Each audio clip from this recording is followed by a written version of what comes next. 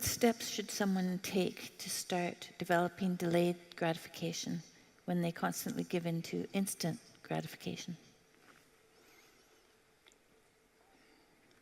Well, okay, imagine, I know the answer to this to some real degree because I had graduate students in particular who I picked because they were very smart and often very creative, but sometimes they weren't very conscientious. So they had a hard time delaying gratification. And so, well, I would say, if you would like to discipline yourself, which is a very good idea, you need to pick a direction. Pick a direction you want to go first. Pick a goal you would like to attain. And a medium to long-term goal. You might imagine something you need and want, some attainment that would motivate, whose pursuit would motivate you. And you can ask yourself that. It's a good question to ask yourself in general, you know. This is a very good question to ask yourself is, if you could have what you needed and wanted, what would that be?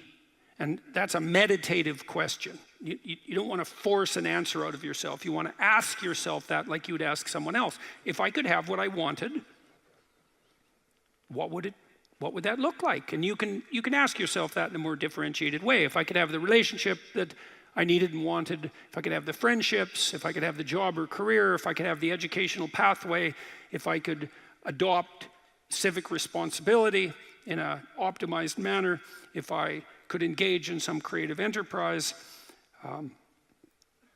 if I took care of myself properly, if I regulated my susceptibility to temptations, what would that look like if it was optimized? And then that sets you up a goal that has some motivational force. This is worth doing. And then you might find, well, you don't do it anyways. And then I would say, well, that's because you're biting off more than you can chew. The next goal is to take your goal and to fragment it into micro goals until you find a micro goal that's small enough that it still presents some challenge that you will do. And so I've become, one of the things I'm known for, I suppose, is my advice to people to clean up their rooms.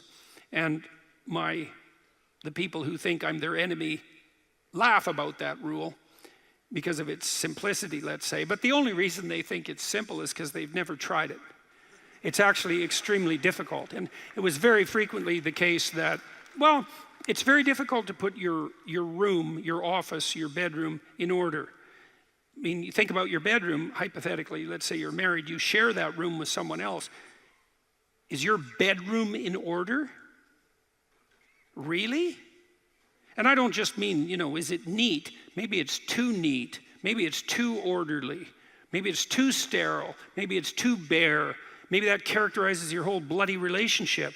Maybe, really? And maybe that is genuinely reflected in the state of your room, because it's very probable that that room is a microcosm of your marriage. It's highly probable.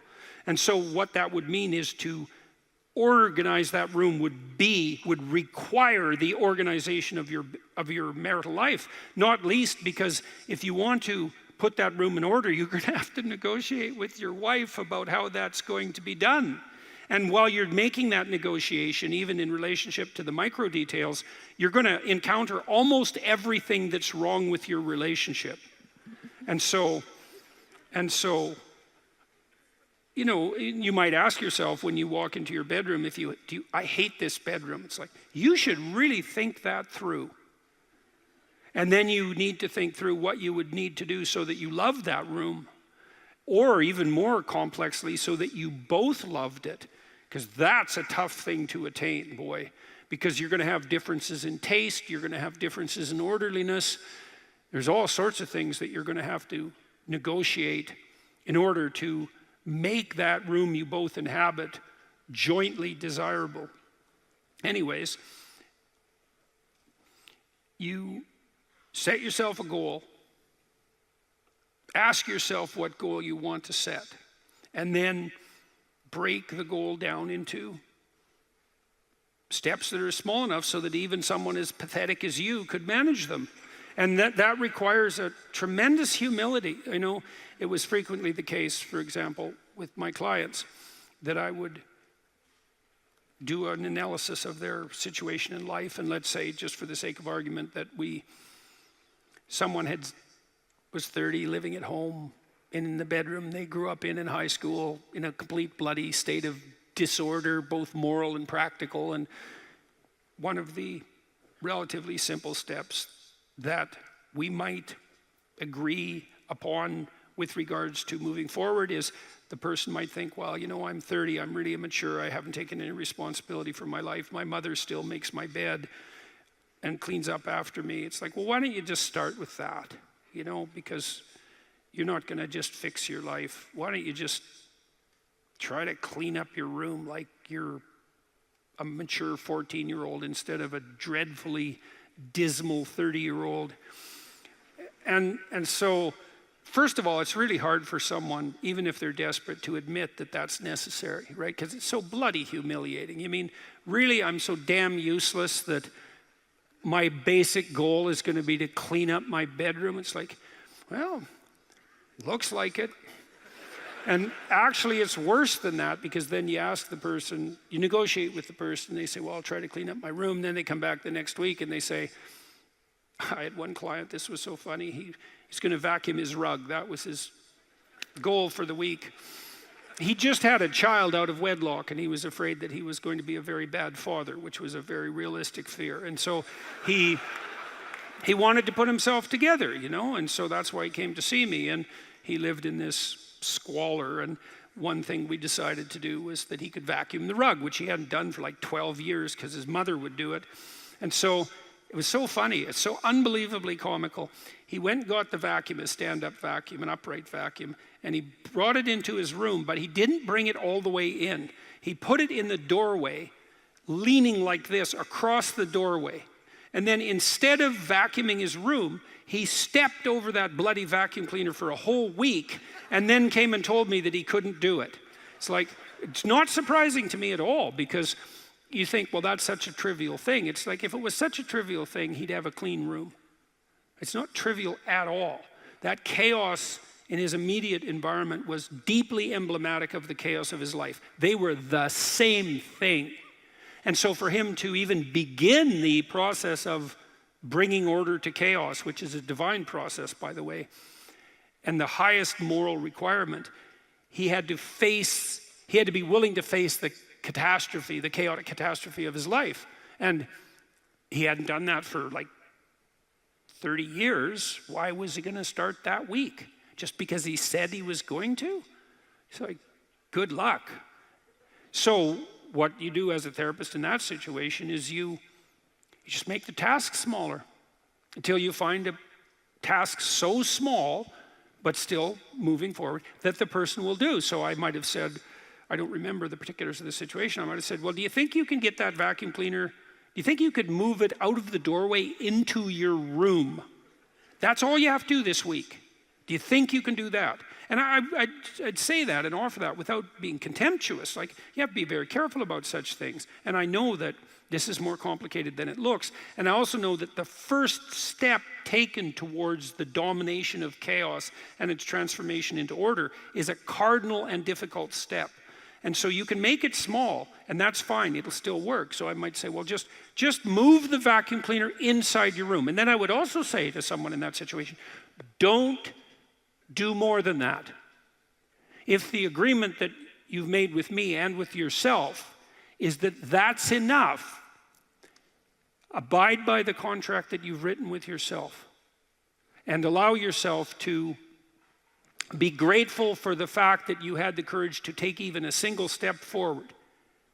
And don't push your bloody luck, because maybe you'll have a brief fit and vacuum the whole rug, and then you'll be so annoyed at how you've destabilized your entire life that you'll redouble your attempts to make a mess, and the place will be more like hell than ever for 2 months. It's very probable that that sort of thing will occur if you break the contract you've set with yourself. The upside of this is, because you think, oh my God, that's so dismal, I have to start that low. It's like, yeah, probably, especially if it's a real difficult thing you're trying to sort out. You have to start as low as you are useless, and that's low. So, but the upside is that progress accelerates, it's not linear, and so if you take once you take the first step, the probability that you'll take a slightly larger second step increases, and that increases non-linearly. And so once you get the ball rolling, so to speak, once you start pushing the rock uphill, you can do it faster and faster. And so even if you have to start in a very humiliating manner, that doesn't mean that's where you'll end. One of the things that Tammy and I learned to do, and this was a consequence of me being trained as a behavior therapist, is, we'll just take an example that maybe I was trying to learn how to compliment her when she dressed nicely. And maybe the fact that I wasn't good at that was manifest in the fact that she'd put some effort into her dress, and then I wouldn't respond in the appropriate manner, and that would dishearten her. And I don't particularly remember that exactly happening, but it'll be a perfectly reasonable example. And so then she would be displeased. And then the question would be, well, is she displeased because I'm too stupid to offer a proper compliment? Or is she displeased because she's so needy and lacking confidence that she needs a compliment that would go beyond the ordinary? And the answer is, what the hell do we know? Could be one or the other or both. And so what's a possible solution to that? And one possible solution would be, okay, if you do put some effort into your appearance, or I do, we could reverse the situation, but if you put some effort into your appearance, and you would like to hear from me exactly the words that would reward you for doing that and provide you with the confidence to attempt it again in the future, what would those words be? You look good without a beard, dear. Thank you. You're welcome. Yeah. Very funny. Very funny. And then you can say, well, if you tell me those words, I will repeat them back to you. And then the person who needs the words might object, well, that's false, it's superficial, it's artificial, it's not spontaneous. And if you really loved me, I wouldn't have to tell you what to say. It's like, well, all of that's wrong. It's like, just because I love you doesn't mean I'm not stupid. And so, in fact, I love you might even be evidence that I am, in fact, stupid. So like, help me out here. I don't know what you want, and maybe you could just tell me, and then I'll tell you what you want, and I'll do it stupidly and badly. But I'll be slightly better at it the next time, and maybe if you let me practice 50 times stupidly and badly, I'll get reasonably good at it, and then that's something that we'll be both good at for the rest of our lives.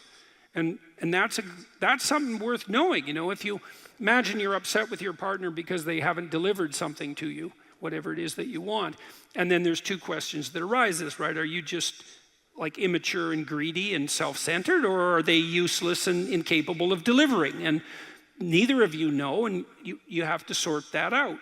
And then you also, as the injured party, let's say, might regard it as a moral necessity on your part to indicate to your partner exactly what you want, is to tell them.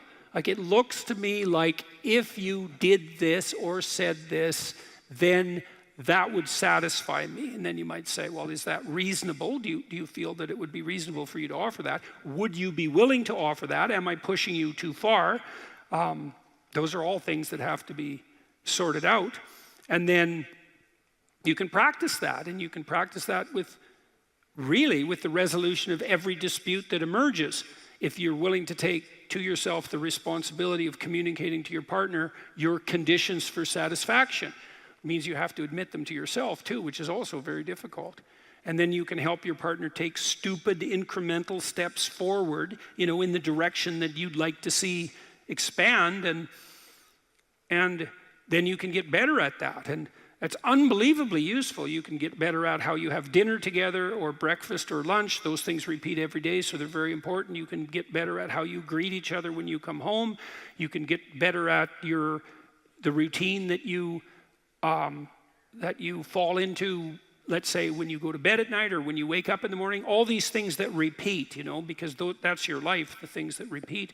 You can conceptualize how you might like them to be ordered if they were undertaken in an optimal manner, and you can start incrementally moving forward to that. And you can do that by communicating what you need and want, and by carefully rewarding your partner for taking the appropriate incremental steps forward. And so if you're trying to discipline yourself, you make a goal, you break it down into micro goals, and you implement the micro goals and reward yourself for doing so. And if you do that reliably and you make that a practice, that you'll become more disciplined across time, and you'll move towards the fulfillment of your goals. And that's practically how that's the practical guide for success on that front.